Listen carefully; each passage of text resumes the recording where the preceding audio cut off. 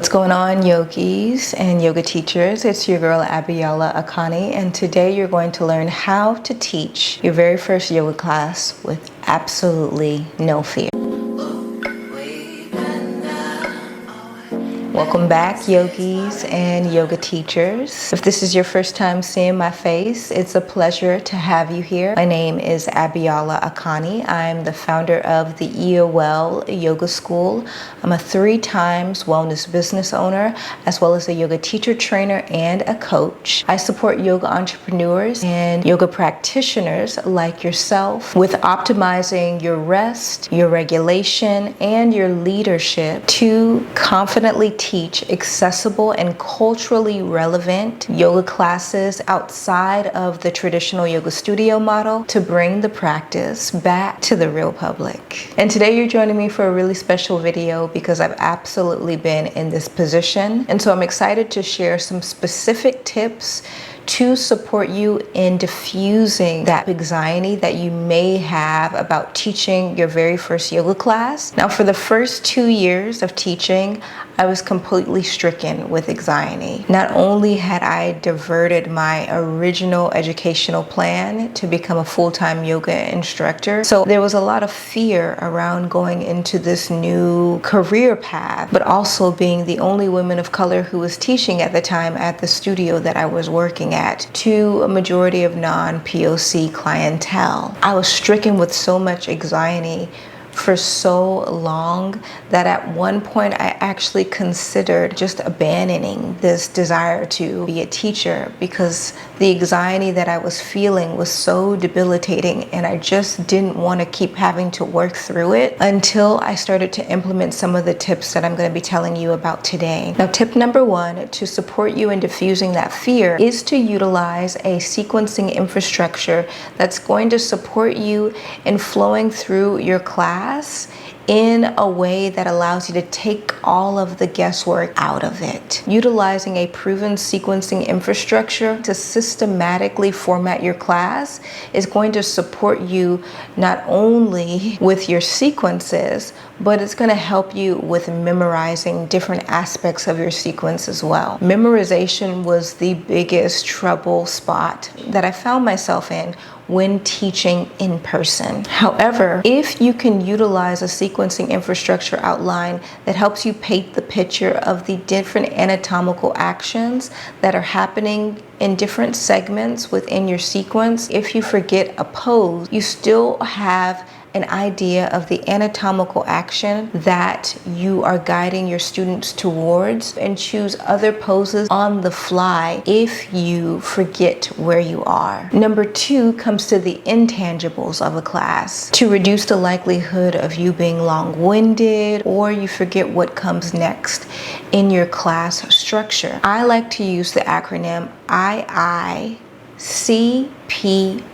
Basically stands for introduction, intention, consent, practice, and outro. Your intro is just basically where you introduce yourself. Your intention is where you state the intention or dharma of your class. The consent is where you ask for consent to provide hands-on assist. The practice is the physical sequence itself, and the outro is basically where you are sending your students on their way. Preparation is what supports you in leading confident classes. Now, if you want to map out your classes systematically with these outlines, click the link in my bio to download my free intuitive sequencing infrastructure to support you with taking the second guessing out of the sequencing and flow of your class. My next tip is to regulate before your class. Regulation is key, and that's going to support you with being more embodied. The more disconnected you are from your body, the more you're going to rush, which is what's going to induce that fear reaction. The best way to regulate before class is just to simply use your breath. Take some time to go into the bathroom or a private space before class, or you can even do this in your car just to take a few rounds of breath. Don't use this time to try to memorize your sequence, okay? Instead, use this time to simply reconnect with your body so that you can be more present within your body and to help you stay present with your students the entire time. Tip number 3 is huge. It's a game changer. and that is you do not have to heal them. Take the pressure off feeling like you need to be your students' healers. You're not responsible for healing them. All you have to do is guide them and position them with the tools in awakening the healer within themselves. Now, child, for the first several years of being a yoga teacher, I put so much pressure on myself trying to think I needed to be my students' healers. That's even out of the professional scope required of a yoga teacher. The more that you can position your students to heal themselves, the more that you're empowering them to do so and charging them to take accountability, autonomy, and agency within their own bodies. Take that pressure off of yourself and just give yourself the space to guide them. That's more than enough. Tip number 4 is non-performative leadership, which is authentic leadership. Give yourself the opportunity to be yourself. Make a little kiki. Bring yourself to the table and break out of this need to be saintly,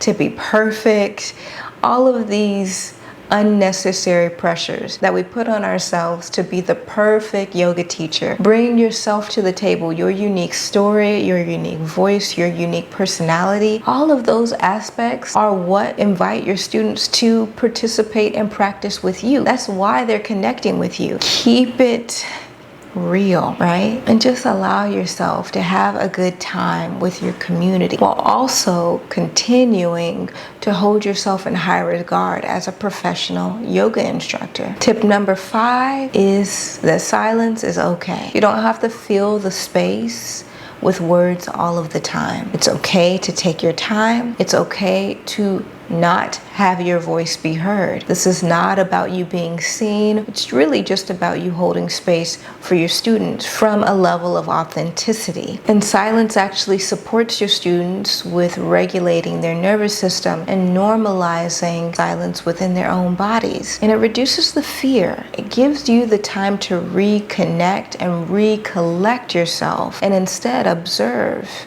watch, connect, and respond and reflect in the moment as opposed to reacting based on what you were saying. I hope those tips resonated and support you in confidently teaching your very first and several other yoga classes after this. Once again, if you are looking for a sequencing infrastructure and class flow to support you building out your class confidently, click the link below to download my free intuitive sequencing infrastructure outline, and click the link up here to watch episode 1 within my Can I Be a Successful Yoga Entrepreneur series. Lastly, if you are looking for one-on-one support as a yoga entrepreneur or high achieving career woman, click the link below to book a one-on-one call with me to see how I can support you when it comes to your business or your body goals. And I'll see you real soon